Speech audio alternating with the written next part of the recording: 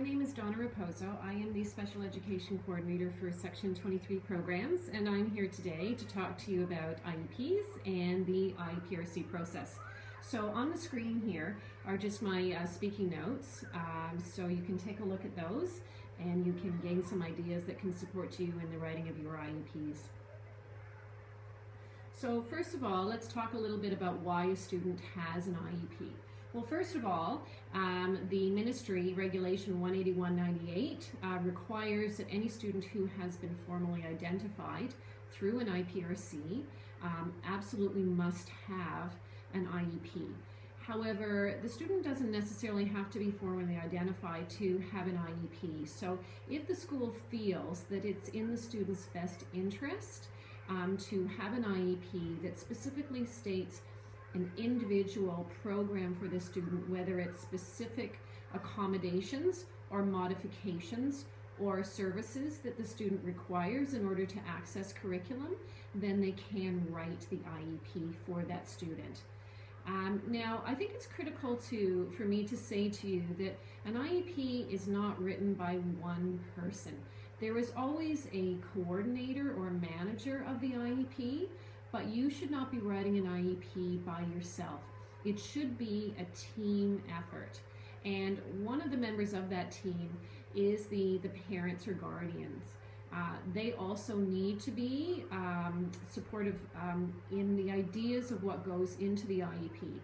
They might not necessarily agree with the writing of the IEP, but they at least need to be communicated and offered an opportunity to provide their ideas of what needs to go into that IEP in terms of the student's strengths and needs and things like that. So the first thing you want to do before you even write that IEP is send home a parent consultation so that they can fill that information in and send it back to you.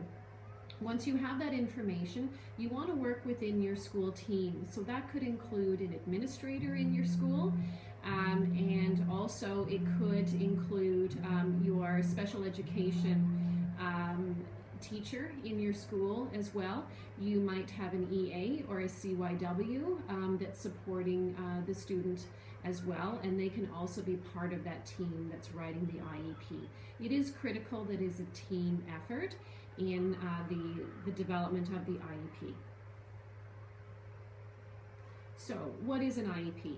It's a written plan describing the special education program or services that a student requires in order to be able to access curriculum.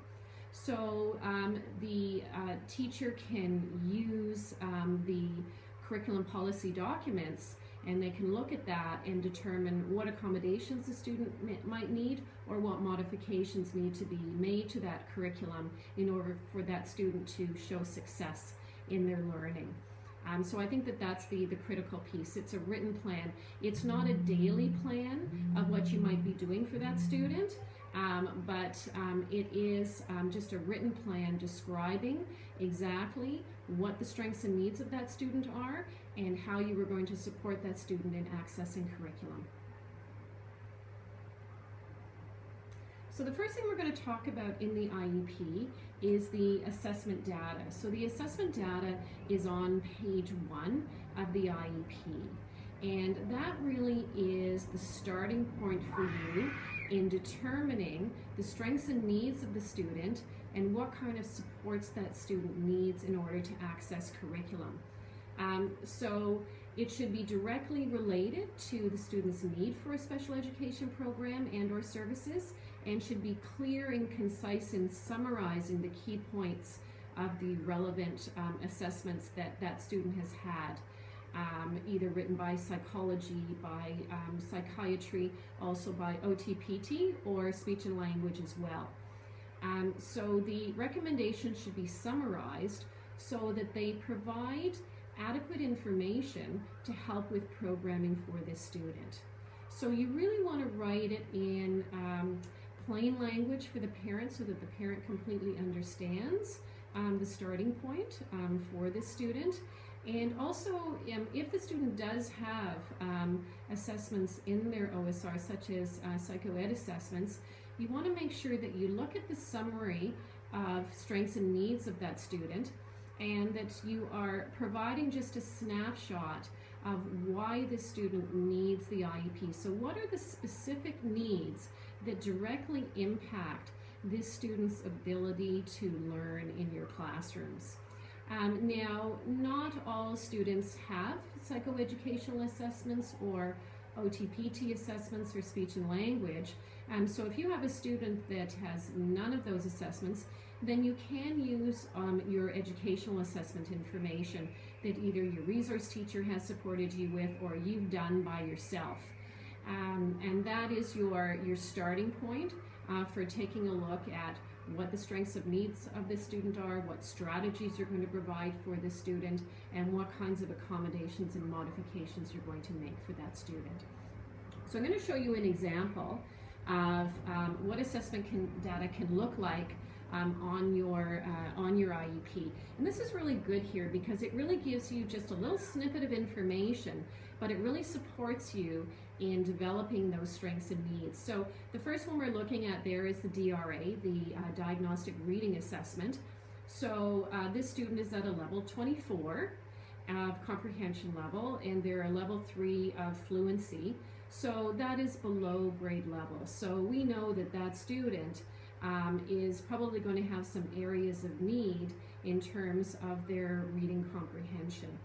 TDSB Psychology also has done an assessment on this student, and the summary of information that the teacher has gleaned from that assessment has shown that the student learns more slowly than other students, has difficulty reasoning, generalizing, and applying problem-solving strategies. So again, it's hopeful that from that information, I'm going to see those are areas of need for that student in the next area when you're looking at strengths and needs. So again, you can see that there's a little bit more information from psychology, that we do have that autism diagnosis there. So I know that I'm probably going to be writing a page for facilitating transitions, a page 3 for that student.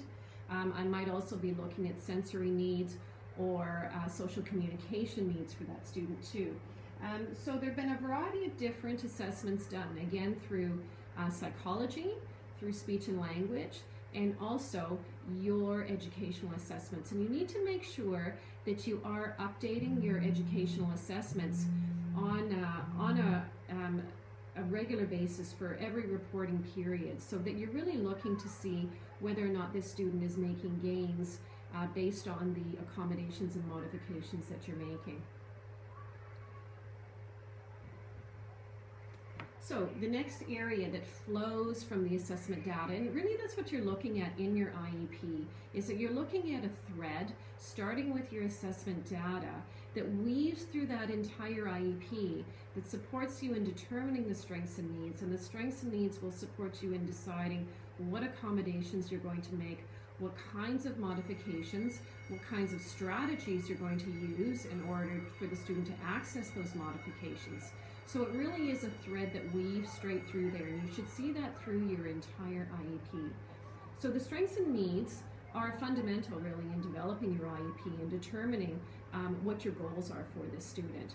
So the areas of strength focus on learning styles, processing skills, previously acquired learning skills that the teacher can build on throughout the school year. The needs focus on the cognitive and processing challenges that interfere with the student's ability to learn.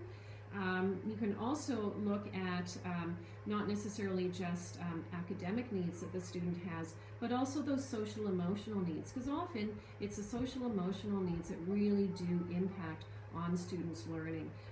For example, a student may be very, very anxious. A student may be non-compliant often in the classroom. And you may look at a student who has attentional challenges as well, which really directly impacts how much work that he or she is getting done. So those are your strengths and needs that you're looking at the IEP. And again, you really want to make sure that the information that you've gleaned from the assessments, from your assessment data, are part of those areas of strengths and needs. So if you do have a psych assessment that's done that is current and still shows the level of functioning of the student, it's quite easy for you to gather the strengths and needs for that area of the IEP. If the student doesn't have assessments. It's a little bit harder to develop the strengths and needs, but it's not that difficult, and that's why you're working as a team, so that you as a teacher are not the only one that is supporting the development of this IEP. So let's take a little look at how to write the strengths and needs. So again, you're looking in the professional reports, you're clear and concise. You also want to use nouns instead of verbs in your strengths and needs.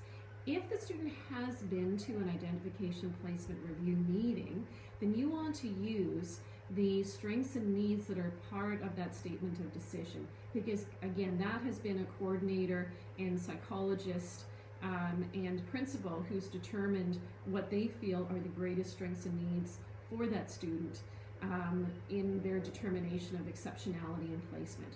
Now, often on strengths and needs, some teachers really find it a struggle to find a good amount of strengths. They can find lots of needs because the student really is struggling, but they have a hard time with the strengths. So often what they'll do, they'll talk about personality traits or accomplishments or what the student enjoys doing. Really, that should not be part of the strengths. You want to use it in language that is based on the learning environment that that student is in.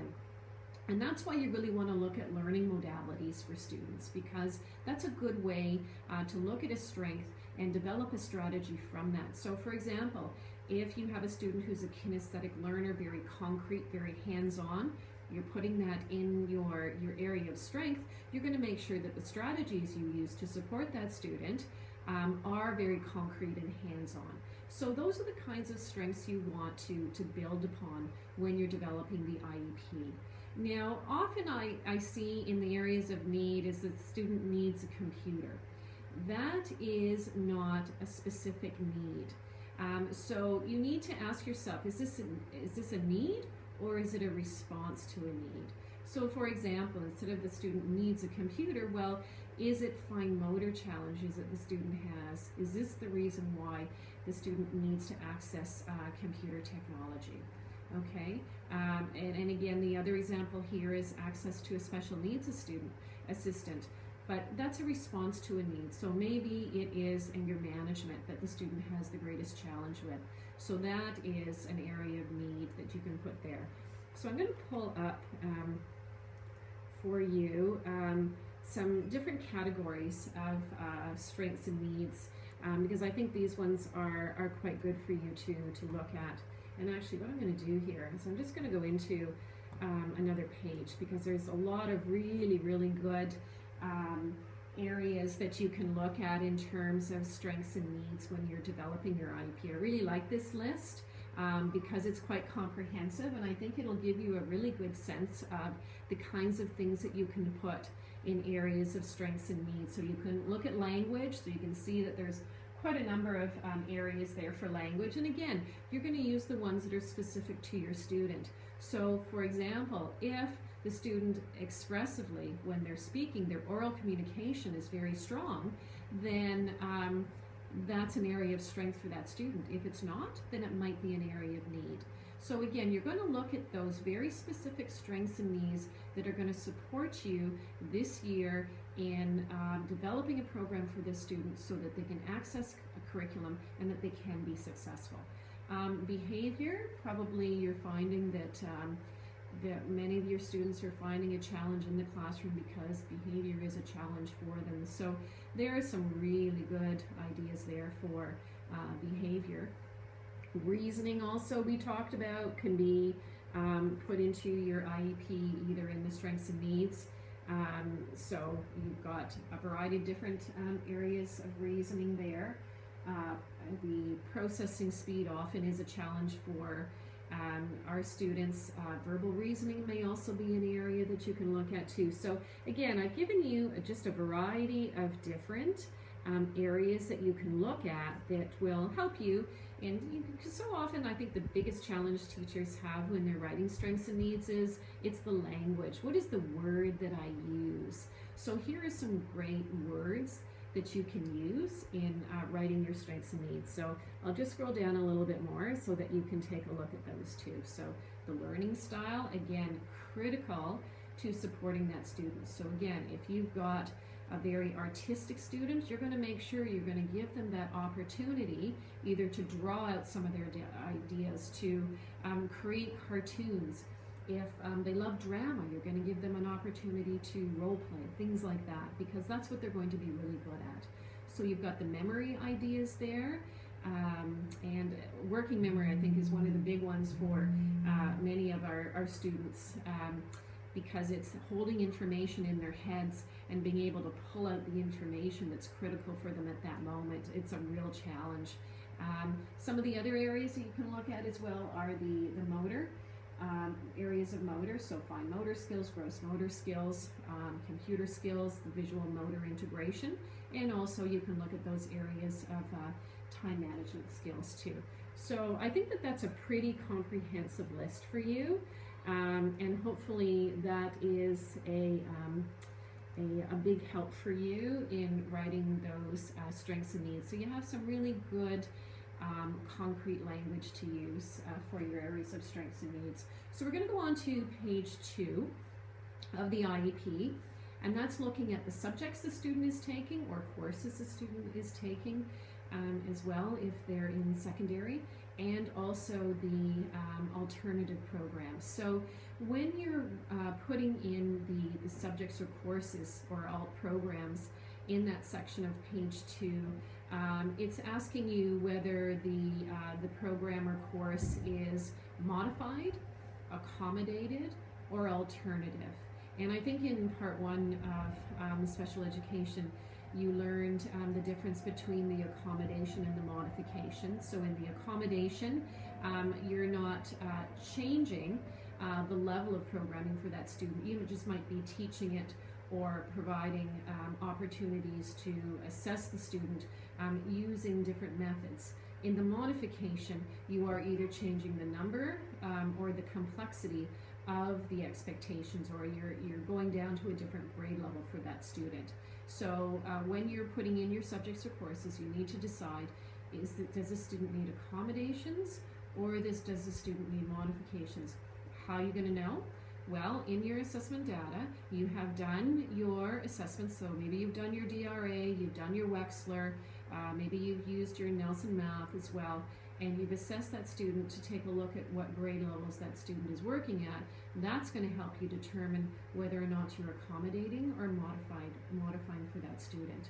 Now, the alternative program is a little bit different. So that is the areas of need that student has that aren't directly related to curriculum. So that again are the social, emotional, behavioral needs that the student has. It could also be their challenges with executive functioning, which is the thinking, planning, organizing, following through with things. So those are your alt programs. They are critical to how the student accesses curriculum. So if you are finding that in your areas of need you are seeing organization as a challenge for the student, attention and focus is a challenge, or even just the social skills, that they really have a hard time knowing how to get along with other students, you want to make sure that you are writing a page 3 for that student, and that you have specific goals in mind and specific strategies that are going to support those needs. Because again, oftentimes those are critical to supporting that student in accessing curriculum.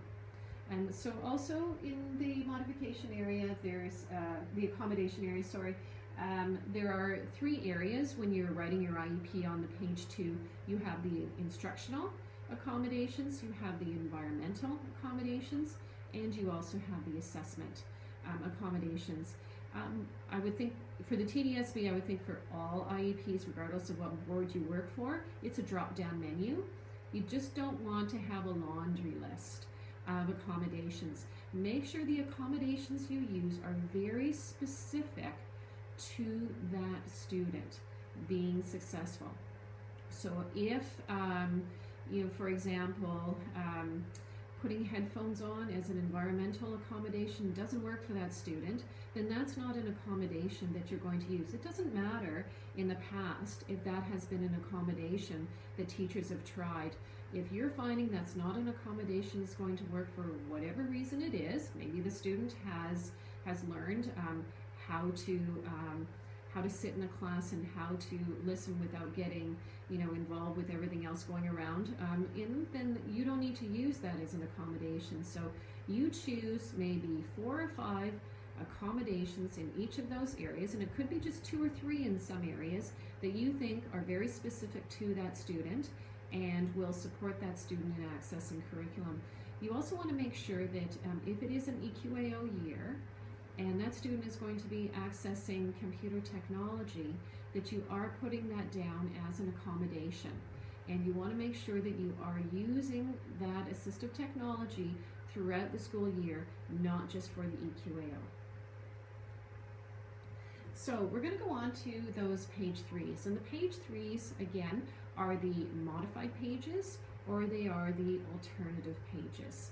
So if the student, you are modifying, let's say that you're teaching math to the student, it's students in grade 4 but accessing curriculum at a grade 2 level, then you are going to write a modified IEP for that student at the grade level that student is able to access curriculum.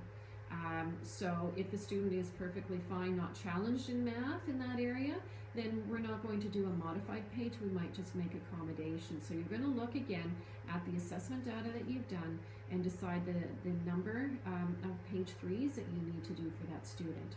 Now, the baseline of achievement, when you look at the top of your page 3, you're going to see a little box that says baseline of achievement.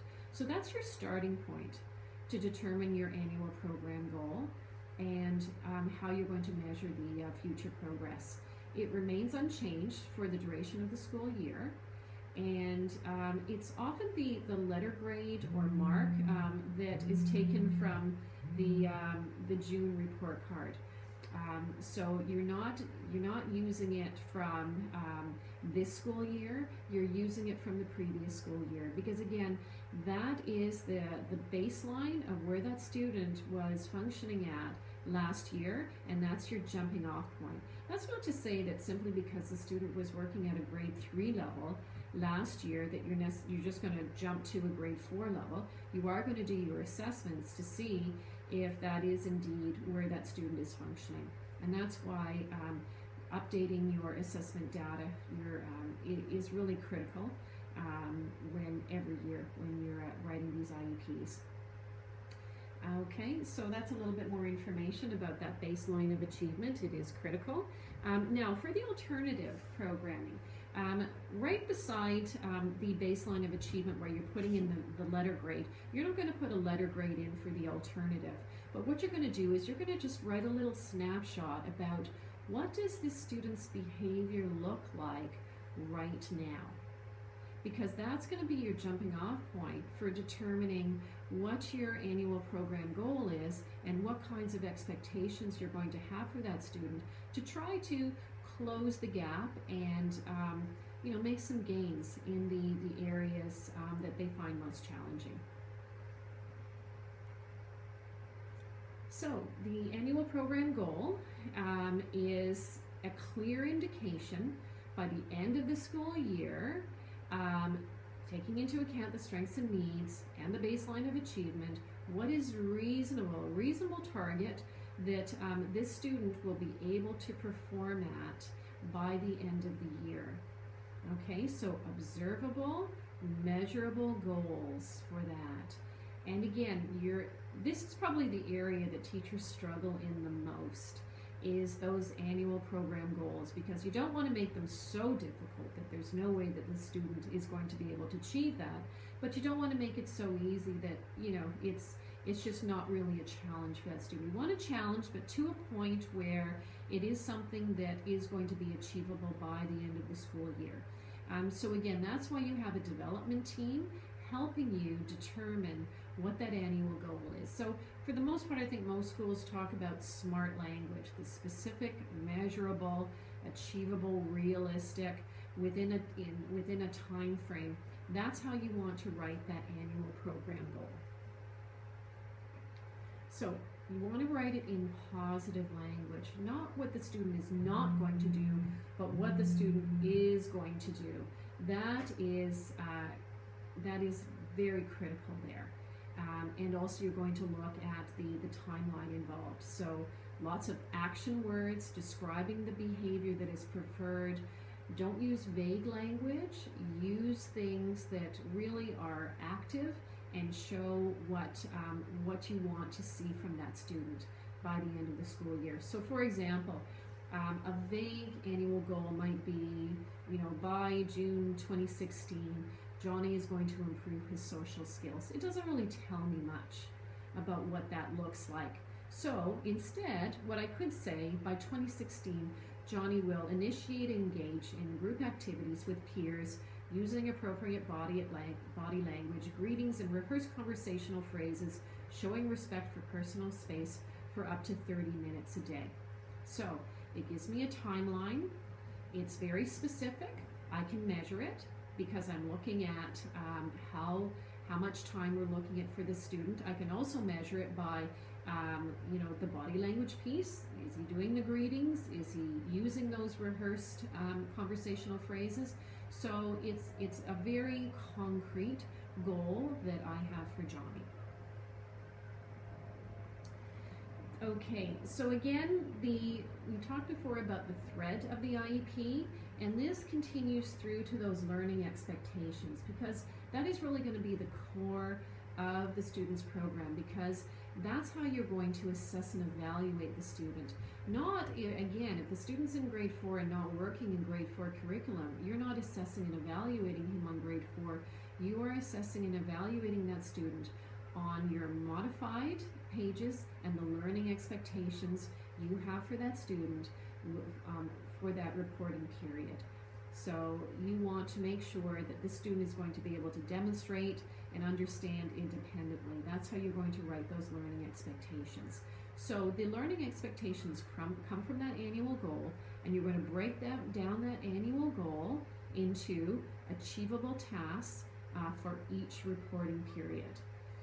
So again, if it's a subject that you're doing, a course or a subject, you can take it directly from the Ontario curriculum document, but the ministry does prefer that they be distilled and they be made into measurable performance tasks. So really that's the expectation that you have when you're doing those learning expectations. So again, they're measurable, you describe the activity in specific terms, you delineate the steps involved in the concept development, and you look at the language and specify the content and titles that you're going to be working on with that student. So again, it's a challenge. It's not an easy thing to write these annual goals and these learning expectations, but you can use a variety of different templates to help you write that language. So one of them is this first one here. The student will, what's the action? What will they know? How will they know it? Where is this going to occur? What's the criteria? And what's the date that we want that student to be able to achieve this by? So beside there is an example of what that annual goal can look like. So Kay will publish 3 short stories using appropriate software during English class to be measured against a rubric created collaboratively with the teacher and students by June 2016. So there is an idea of what your annual program goal can look like. You can also use another acronym, ACT. So again, what's the action? What does the student need to do? What's the context? Where or when does the student need to do this action? And what are the terms? So what are the indicators of success? And also you can use how. How will we collect the data to show the student achieves the learning expectations? And looking at the context, looking at the terms, how are we going to evaluate? So I think that those are some really good ideas for you to use with your team when you're writing those annual goals. Break it down, because it makes it a lot easier to make sure that it is specific, that it is measurable, that it is achievable, and it's realistic. So I also have some examples for you to show you on some annual goals. And these annual goals are, first of all, here are some examples of page 3s that are considered alternative pages, because again, they are not curriculum based, but they do support a student in being able to access curriculum. So anger management could be an area you're looking at, self-advocacy too, self-regulation, very typical, anxiety, attention and focus, and social skills. So under there are just some ideas on some things that you can look at in terms of page 3's transitions also. And again, PPM 140 does expect that if you have a student who has autism, that you are writing a facilitating transitions page 3 that really looks at supporting that student with the big T and the small t transitions. But there are some ideas for you if you're really struggling and thinking, you know, I know that I need to write some of these, but I'm just not exactly sure what I can call them. So there are some examples for you of what those can look like. So what I've done here is I've given you some examples of some of those alternative pages. So again, I think the more you see some annual goals and learning expectations, the easier it is for you to figure out what am I going to do for my students. So I actually created these for our Section 23 teachers, so I wrote a ton of them just to give them some ideas. It's not to say copy them, but you may find that some parts of them are really useful for your kids. So if we want to look at the first one, by June 2015, it was last year, Johnny will utilize positive self-talk and coping strategies to handle work demands, demonstrated by engaging in an activity or situation in a calm and positive manner with one prompt 70% of the day. So again, you look at that and you break it down, and it's specific, it's measurable.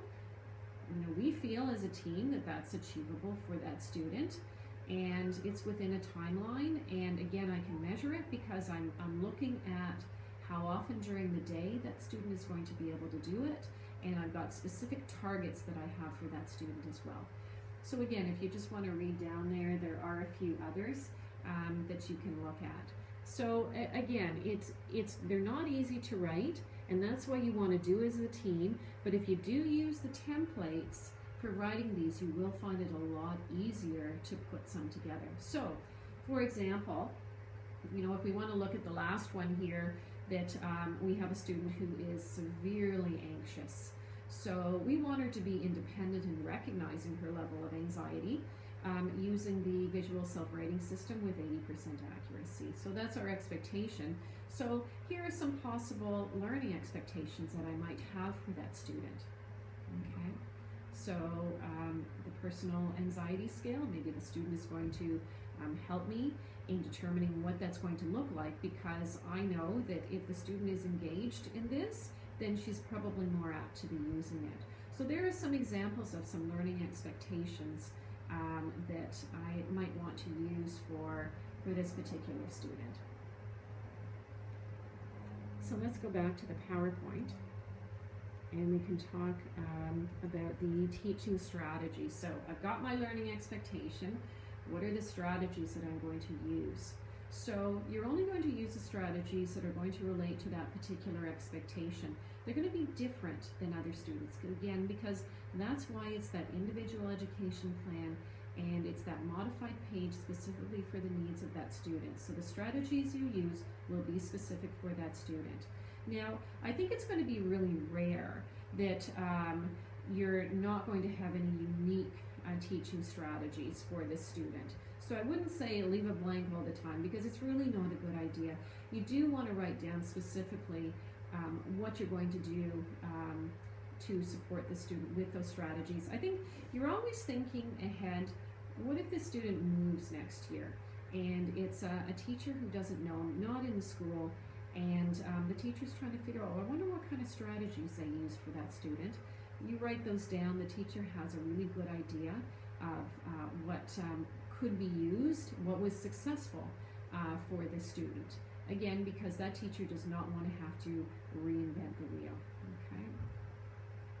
So we've got the teaching strategies on our page 3, and then we also have the assessment methods. So again, you're going to look at those tools that you think are going to be most successful to monitor and assess student achievement.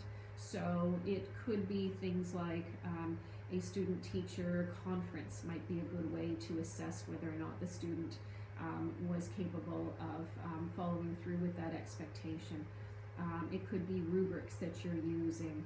It could be a variety of different things. So you choose the assessment method that you think is going to reflect the student's area of strength and is going to support you in figuring out whether or not that student achieved that expectation.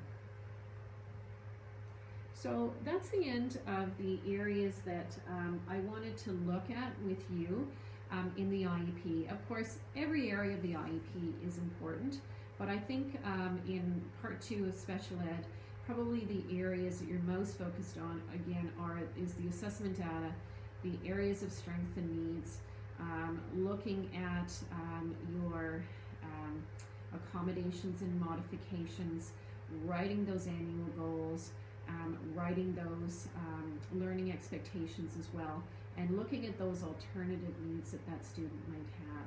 So that's the end of that particular presentation. If there are other areas that you find that you struggle with in writing the IEP, feel free to let your teacher know, because I would be happy to give you some more ideas on other areas of the IEP and what that might look like. Now, another thing I wanted to talk to you about was IPRC. So some of your students will have already had an IPRC. They've got an identification. It's the reason that they have the IEP. But you may have some students who have never been to IPRC. They don't have a psych assessment, but they're really struggling in their learning. So you've brought the student to your in-school team or your school support team, and the team has decided that the IEP should be written. And you put that IEP into place, and you see, do the strategies that the team came up with, are they working? Or is the student still struggling? And do we need more information to support the student? If that's the case, then you would bring that student back to your school support team, and you would talk to psychology about a potential psychoeducational assessment. And your psychologist is going to ask you a variety of different questions to determine whether or not this student is a good fit for a psychoeducational assessment. If that's the case, the psych assessment will be done. Of course, parents need to agree to that psych assessment. And if they do agree, the psych assessment will be done. Now, one thing that really, bothers parents a lot about a psychoeducational assessment is one, it's the name, and also, well, does this mean that you're going to move my student somewhere else, my child somewhere else? Not necessarily. I always say to parents is it really helps us to better determine the strengths and needs and how we can support the student in learning. And I think, and really that is the reason that we're doing a psychoeducational assessment. It is not to move the student to another program. We're going to do that if we feel we've exhausted all of the supports within our school, but it's not the sole reason for having a psychoeducational assessment done. So let's say we have a psychoeducational assessment done, and the student is diagnosed in the psychoeducational assessment, and that diagnosis aligns with criteria of our ministry expectations.